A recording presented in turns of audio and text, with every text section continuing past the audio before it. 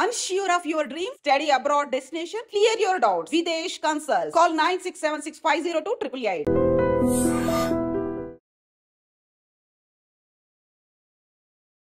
Welcome to I dream. నేను మీ భవ్య.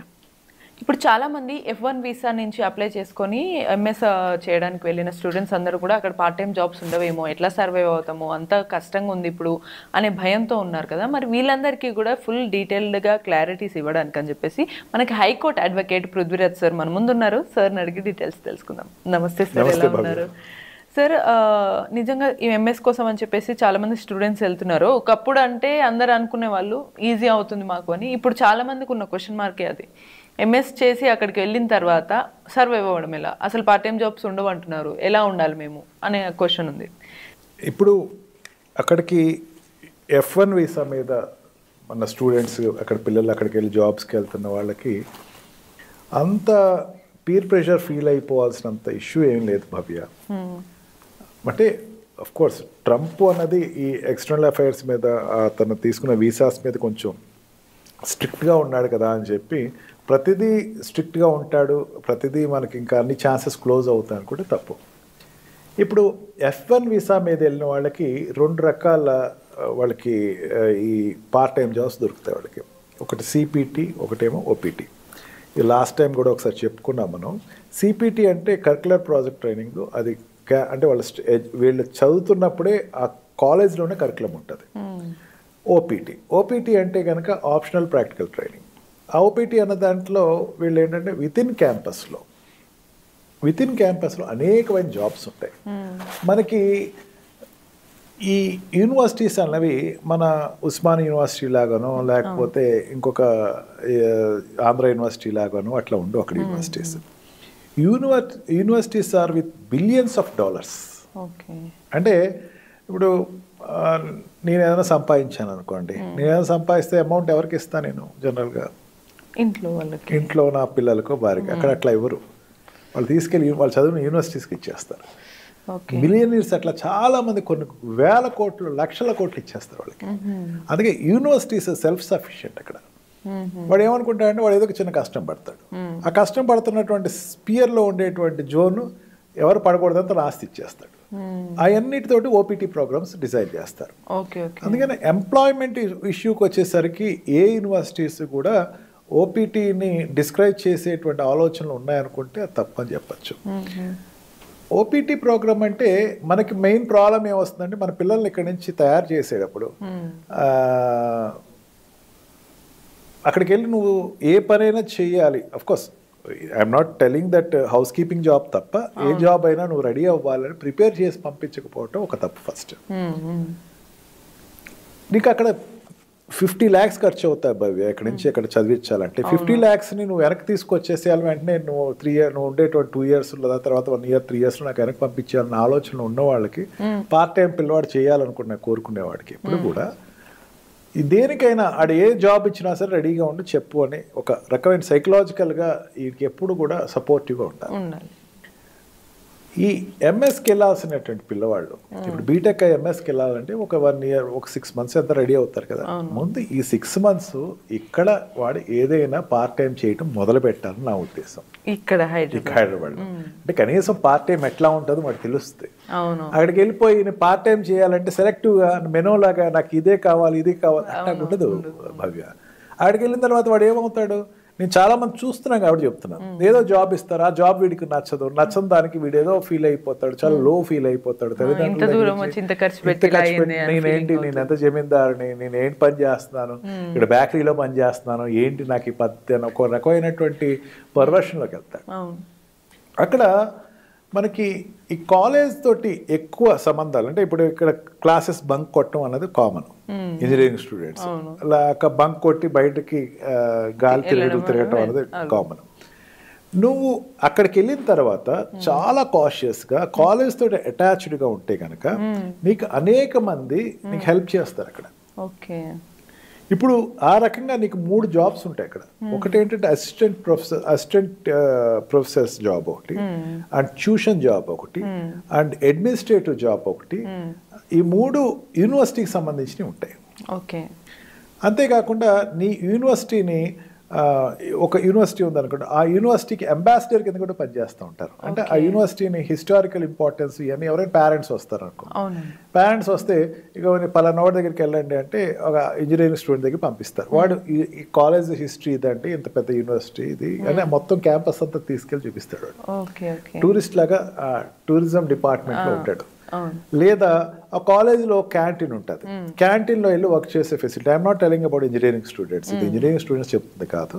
మిగతా డిసిప్లిన్స్లో వాళ్ళు క్యాటరింగ్ సెక్షన్లోనో లేకపోతే ఫుడ్ ఇండస్ట్రీ నుంచి వెళ్ళేవాళ్ళు, వాళ్ళు మాస్టర్స్ చేసేవాళ్ళు ఉంటారు, వాళ్ళకి అది ఎక్స్పీరియన్స్ అవుతుంది. అండ్ మా వాళ్ళు కూడా నేర్చుకోవచ్చు, తప్పే ఉంది.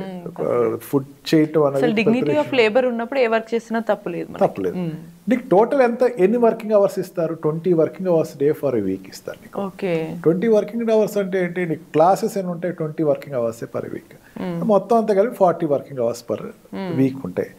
ఈ 20 అవర్స్ ఆఫ్ వర్కింగ్ అవర్స్ మాత్రమే నీకు పర్మిట్ చేస్తారు.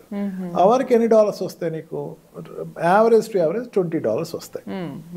ఈ $20 తోటి ఈ 20 అవర్స్ నువ్వు వర్క్ చేసి నువ్వు సంపాదించుకుని దాని ఇంటికి పంపించుకున్నావు, సేవింగ్స్ చేసుకున్నావు. తర్వాత ఈ ఎంఎస్ అయిపోయిన తర్వాత నీకు ఏదైనా కొంచెం జాబ్ రావటం కొంచెం లేట్ అయినా సరే అది నీకు హెల్ప్గా ఉంటుంది. లేదా సేవింగ్స్లో నువ్వు ఫైనాన్షియల్గా ఇక్కడ నుంచి నువ్వు పేరెంట్స్ నుంచి ఏమైనా ఈ ఇన్స్టిట్యూట్స్ నుంచి నువ్వు ఏమైనా అప్పు తీసుకొచ్చి చదువుకుంటాకు వస్తే కనుక రీపే చేయడానికి ఆస్కారం ఉంటుంది.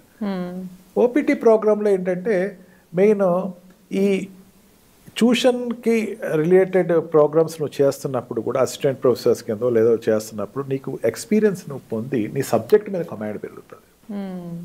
మనకి ఇక్కడ కాలేజ్ అయిపోయిందా, ఇంటికి వచ్చేసామా, కాలేజ్ అయిపోయిందా, ఏ పార్క్కి వెళ్ళావా, కాలేజ్ అయిపోయిందా, రిలీజ్ మూవీకి వెళ్ళావా, ఇంతే తెలుసు బీటెక్ స్టూడెంట్కి. అట్లా చదువుకుంటానికి వెళ్తే మాత్రం అది దయచేసి చెప్తున్నాను, please don't go to America. America is not an enjoyment zone. America is very serious zone. నీ కెరియర్ సెటిల్ అవడానికి వెళ్ళాల్సిన ప్రదేశం. నువ్వు అక్కడికి వెళ్ళి నేను ఎంజాయ్ చేద్దామని కాదు. నువ్వు ఒక దేశానికి వెళ్తున్నావు అంటే చాలా నిబద్ధతతోటి ఒక డిసిప్లిన్ తోటి నువ్వు వెళ్ళాలి. నీ తల్లిదండ్రులు నీ మీద ఆశ పెట్టుకున్నారు. మీ తల్లిదండ్రులు కూడా చెప్తున్నాను, నాకు ఓపీటీ రాలేదండి అని చెప్తే నాకు ఇవాళే ఒక ఫోన్ కాల్ వచ్చింది ఒక పేరెంట్ నుంచి. మా వాడికి అందరికీ వచ్చేస్తుంటే మా అబ్బాయికి ఓపీటీ రాలేదండి. అందరికీ వన్ ఆఫ్టర్ అదర్ అందరికీ వస్తుంది. అక్కడే రాజకీయాలు ఉండవు, అక్కడేమి గివ్ అండ్ ఐ మీన్ ఎవరో పొలిటీషియన్స్ వచ్చేసి మావాడు ఓపీటీ కావాలని ఏం చెప్పరు. అందరికీ సీరియాటంగా వస్తుంది, వరి అవ్వాల్సిన అవసరం లేదు. రావటం లేదు, లేట్ అయ్యిందంటే మీ వాడి యొక్క పెర్ఫార్మెన్స్లో ఎక్కడ లోపం ఉందని గ్రహించండి ఫస్ట్. అది ఓపెన్గా మీరు గ్రహించడంలో, మీరు యాక్సెప్ట్ చేయటంలో మీరు మీ పిల్లవాడిని చూజ్ చేసుకుంటానికి ఆస్కారం వస్తుంది.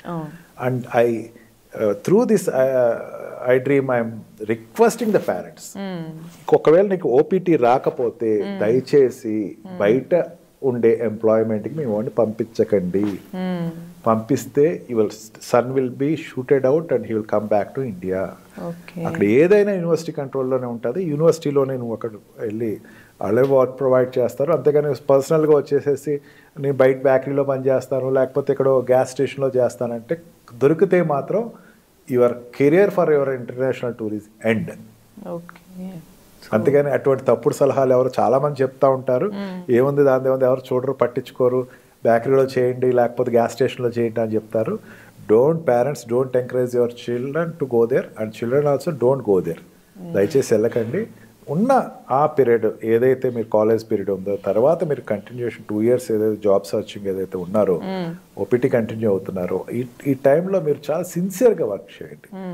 దెన్ నాకు తెలిసినంత వరకు అమ్మ భవ్య టాపిక్ వచ్చింది కాబట్టి చెప్తున్నాను, సిన్సియర్గా పనిచేసినటువంటి స్టూడెంట్ కానీ సిన్సియర్గా పనిచేసినటువంటి ఎంప్లాయర్ దగ్గర నుంచి ఇప్పటివరకు నాకు ఎటువంటి ఎంక్వైరీ రాలేదు. నాకున్న ఇన్నేర్స్ ఎక్స్పీరియన్స్ ఎవ్వరు నాకు ఫోన్ చేయలేదు. ఏదో కొంచెం జస్ట్ టైం పాస్ ఎంజాయ్ చేద్దాంలే అనుకున్న పాసిబుల్ అవ్వలేని వాళ్ళు కంగారు పడిపోయి చేసిన తప్పు వాళ్ళ దగ్గరే వస్తుంది. అందుకని మీ పేరెంట్స్ మీ పిల్లవాడు చెప్పింది కాదు, మీరు చూసుకోండి, వెరిఫై చేసుకోండి. అవసరమైతే ఒకసారి వెళ్ళండి, వెళ్ళి డబ్బు ఖర్చు అయితే అవుతుంది, వెళ్ళి అక్కడ సిచ్యువేషన్ చూడండి. మీ పిల్లవాడు ఏదైనా ప్రీ ప్రెషర్ అయితే వెళ్ళండి, వెళ్ళి మోరల్ సపోర్ట్ ఇవ్వండి. మోరల్ సపోర్ట్ ఎప్పుడు కాలేజ్ సెషన్స్ ఉంటాయి, కాలేజ్ కూడా సెషన్స్ తీసుకుంటుంది. అక్కడ ఉండేటువంటి డిజైన్ ప్రోగ్రామ్స్ ఉంటాయి, అక్కడ డిజైనింగ్ ఆఫీస్ ఉంటుంది, అక్కడికి వెళ్ళమనండి, రెగ్యులర్ కాంటాక్ట్ అవ్వమనండి. ఇదంతా కాదు భవ్య, మన ప్రొఫెసర్స్ తోటి మంచి రిలేషన్ పెట్టుకుంటే వాళ్ళే చూపించేస్తారు. ముందు నీ క్లాస్లో ఉండేటువంటి ప్రొఫెసర్స్ దగ్గర మంచి పేరు తెచ్చుకోండి. వాళ్ళతో నువ్వు మంచి ర్యాపో పెట్టుకుంటే వాళ్ళే ఇచ్చేస్తారు. లైబ్రరీకి వెళ్ళిపోవచ్చండి, లైబ్రరీలో బోల్డ్ జాబ్స్ ఉంటాయి, బుక్ కీపింగ్ జాబ్స్ ఉంటాయి, ఇవన్నీ కూడా మీకు అనేకమైన జాబ్స్ అక్కడే దొరుకుతాయి. ఇవన్నీ చేయట్లేదు అంటే ఓపీటీ రావట్లేదు నా దృష్టిలో. అంటే ఒక్కటే డిపార్ట్మెంట్ దగ్గర ఒక దగ్గర కాకుండా అన్నీ ఎక్స్ప్లోర్ చేస్తే మనకి ఛాన్సెస్ ఉంటాయి. సో లైఫే అంతా మనకి ఏదైనా సరే ఎక్స్ప్లోర్ చేస్తేనే కొత్త అవకాశాలు వస్తాయి. ఇన్ ద సేమ్ వే మనం చాలా కాషియస్గా ఉండాలి. ఇది రావట్లేదు కదా బయటికి వెళ్ళకుండా క్యాంపస్లో మనకున్న ఆపర్చునిటీస్ యూజ్ చేసుకోవాలని అయితే మనకు సార్ చెప్తున్నారు. వీటినే మీరు కూడా ఫాలో అయితే హ్యాపీగా మీ వీసా ఉంటుంది, మీ కెరీర్ కూడా బాగుంటుంది. ఇటువంటి మరిన్ని ఇన్ఫర్మేటివ్ అండ్ ఇంట్రెస్టింగ్ టాపిక్స్ కోసం కీప్ వాచింగ్ iDream.